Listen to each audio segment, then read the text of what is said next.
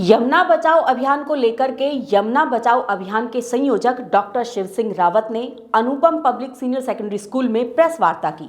उन्होंने बताया कि 17 दिसंबर से पद यात्रा फरीदाबाद दिल्ली बॉर्डर से शुरू होकर के 23 दिसंबर को किसान दिवस के दिन हसनपुर के गांव माहौली में पद यात्रा का समापन किया जाएगा। इस पद यात्रा में भारी संख्या में साधु संतों के साथ साथ क्षेत्र के हजारों लोग भाग लेंगे। इस मौके पर अनुपम सीनियर सेकेंडरी स्कूल के चेयरमैन हरद्वारी लाल और मैनेजमेंट के डायरेक्टर प्रीतपाल सिंह मौजूद रहे। यमुना बचाओ अभियान के संयोजक डॉक्टर शिव सिंह रावत ने बताया कि यमुना नदी भारत की पवित्र नदियों में से एक है। इसका धार्मिक और सामाजिक आर्थिक महत्व है। भारतीय संस्कृति में नदियों को केवल भौगोलिक इकाई या जल निकायों के रूप में ही नहीं देखा जाता, बल्कि जीवनदायिनी देवी के रूप में भी पूजा जाता है। यमुना नदी राधा और कृष्ण के निश्चल प्रेम का प्रतीक है। यह अत्यधिक उपजाऊ मैदान का निर्माण करती है। यमुना के स्वच्छ और सुरक्षित जल और निर्बाध प्रवाह जल का उपयोग निश्चित उद्देश्य, पीने का पानी, घरेलू उपयोग, औद्योगिक और सिंचाई के साथ साथ धार्मिक अनुष्ठानों के लिए किया जाता रहा है।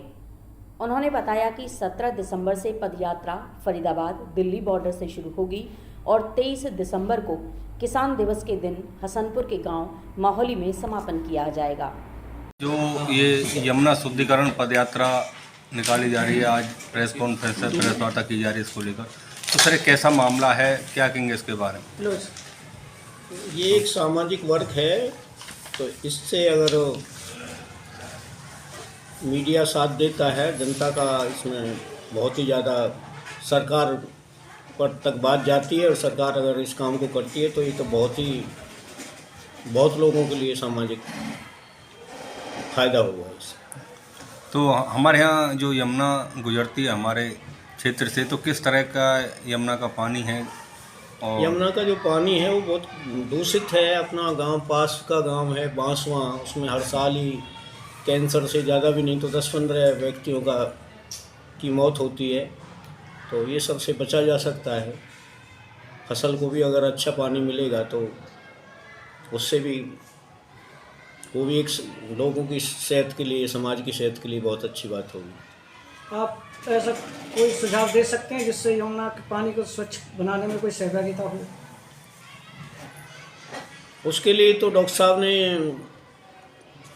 जो एजुकेशन ली है वो इसी में ली है, तो सुझाव तो डॉक्टर साहब के पास है ही। वो तो खुद ही बता रहे हैं, हमारी समस्या भी बता रहे हैं हम और समाधान भी बता रहे हैं। इजराइल भी होके आए हैं, वहाँ से सब टेक्निक ली है, वो सब तो सरकार को बता दिया जाएगा।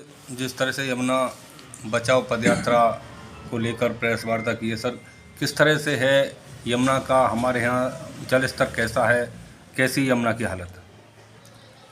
सबसे पहले तो मैं डॉक्टर शिव सिंह रावत जी का इस सोच के लिए कि जो समाज के हित में इनके दिमाग में उपजी है उसको नमन करता हूँ। पूरे समाज को इससे बहुत बड़ा लाभ होने वाला है। जैसा कि हम एक स्लोगन पढ़ते आए हैं, जल ही जीवन है, जल मीन्स शुद्ध जल, जबकि हमारे पास जो भी जल अवेलेबल हो रहा है यमुना के माध्यम से बहुत ही प्रदूषित है। इसको ये सब हमारे इलाके के पूरे लोग जानते हैं और उस बीमारी से पीड़ित हैं और सभी चाहते हैं कि इससे हमें छुटकारा मिले। तो इस तरह के छुटकारा मिलने में जो उन्होंने अपनी पहल यहाँ पर दिखाई है, जो जन आंदोलन चलाने का उन्होंने विचार बनाया है, तो ये जागृति मात्र के लिए है ये तो, परंतु जो टेक्नोलॉजी उनके दिमाग में है, क्योंकि ये सिंचाई विभाग से जुड़े हुए अधिकारी हैं, तो निश्चित रूप से जो समस्या उनके सामने है तो उसका समाधान भी उन्होंने पहले ही सोच रखा है। तो पूरा इलाका इनका ऋणी रहेगा यदि इस तरह की मुहिम सफल होती है, और हमारा एक नैतिक फर्ज भी बनता है कि हम उनको जैसी भी सपोर्ट कर सकते हैं पूरी सपोर्ट करें इलाके के लोग। और ये बहुत ही पुनीत कार्य है, इससे पुनीत कार्य और कोई नहीं हो सकता।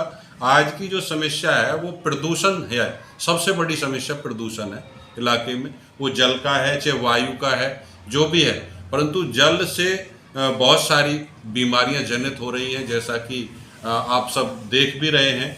और मैंने सुना है कि किसी जो कैंसर का पीड़ित होता है तो इतने केस बढ़ गए हैं सर्वोदय हॉस्पिटल का मैं सुन रहा था, एक रिश्तेदार वहाँ पर गए थे कैंसर के, तो उन्होंने कहा है कि एक अलग से वार्ड बना दिया कैंसर का। इतनी संख्या बढ़ गई है कैंसर मरीजों की, जिसके मूल में ये जल का प्रदूषण मुख्य है। तो मैं तो डॉक्टर साहब की जो सोच है उसको मैं बार बार नमन करूंगा, और उनको जितना मैं कर सकता हूं अपनी तरफ से, और लोगों से भी अपील करूंगा कि उसमें उनका साथ दिया जाए।